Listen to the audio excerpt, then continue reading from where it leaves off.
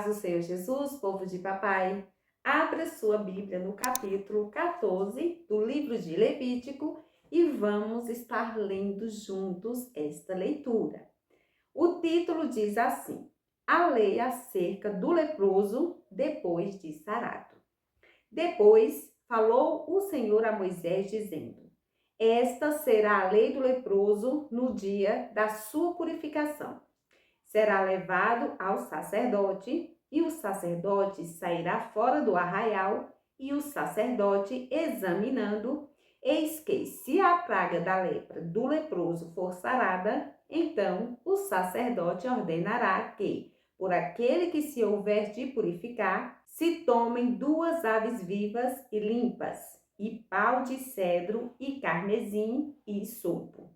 Mandará também o sacerdote que se degole uma ave num vaso de barro sobre águas vivas, e tomará a ave viva e o pau de cedro, e o carmesim, e o hisopo, e os molhará com a ave viva no sangue da ave que foi degolada sobre as águas vivas. E sobre aquele que há de purificar-se da lepra, espargirá 7 vezes.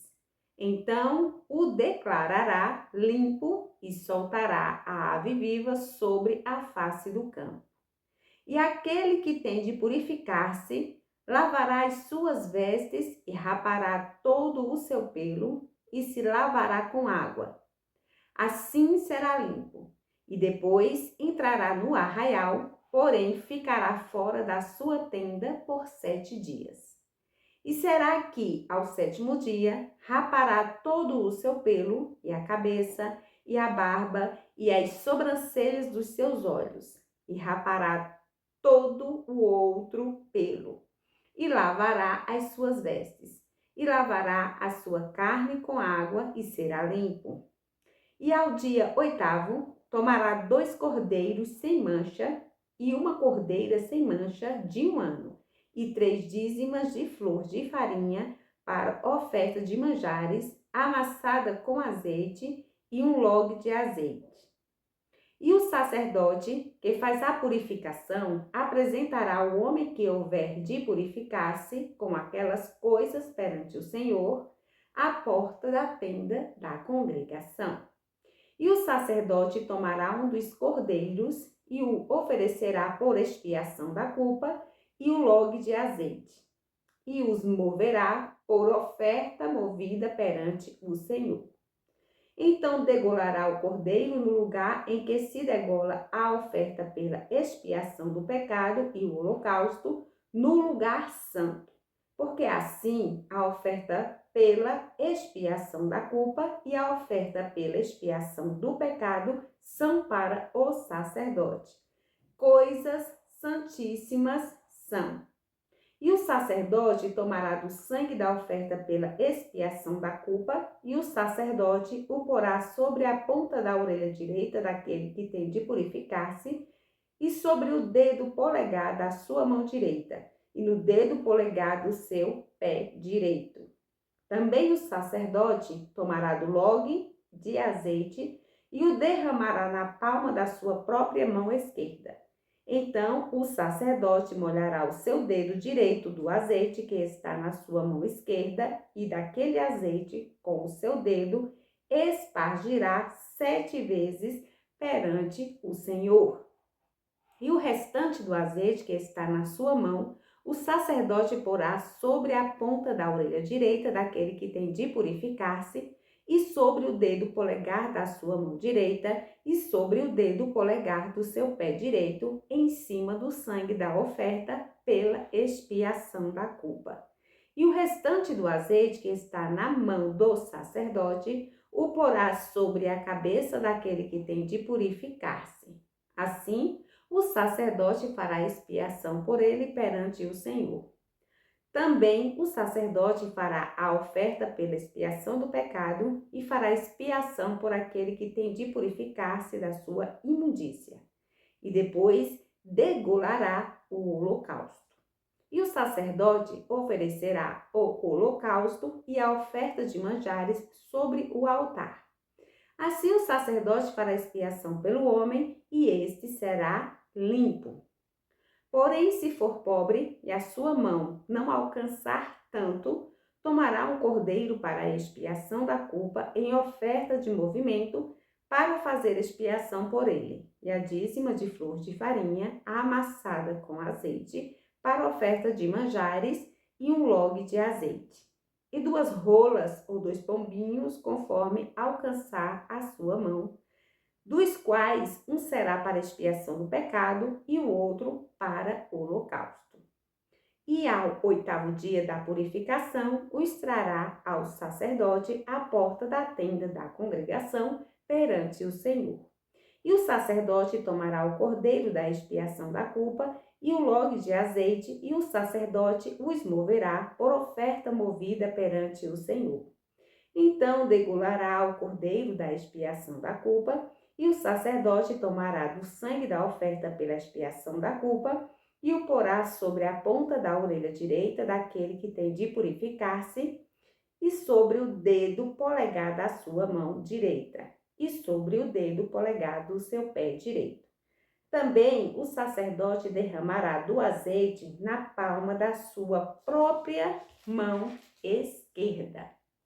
E depois o sacerdote, com o seu dedo direito, espargirá do azeite que está na sua mão esquerda 7 vezes perante o Senhor. E o sacerdote porá do azeite que está na sua mão, na ponta da orelha direita, daquele que tem de purificar-se, e no dedo polegar da sua mão direita, e no dedo polegar do seu pé direito, no lugar do sangue da oferta pela expiação da culpa.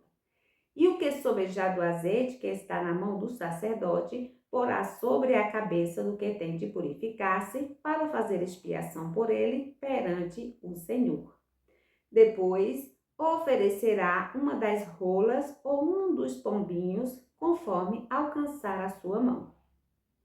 Do que alcançar a sua mão, será um para expiação do pecado e o outro para holocausto com a oferta de manjares, e assim o sacerdote fará expiação por aquele que tem de purificar-se perante o Senhor. Esta é a lei daquele em quem estiver a praga da lepra, cuja mão não pode alcançar o preciso para a sua purificação. Dos versículos 33 em diante, a lei acerca da lepra numa casa. Falou mais o Senhor a Moisés e Arão, dizendo: quando tiverdes entrado na terra de Canaã, que vos hei de dar por possessão, e eu enviar a praga da lepra a alguma casa da terra da vossa possessão, então virá aquele de quem for a casa e o fará saber ao sacerdote, dizendo: parece-me que há como que praga em minha casa. E o sacerdote ordenará que despejem a casa, antes que venha o sacerdote para examinar a praga, para que tudo que está na casa não seja contaminado.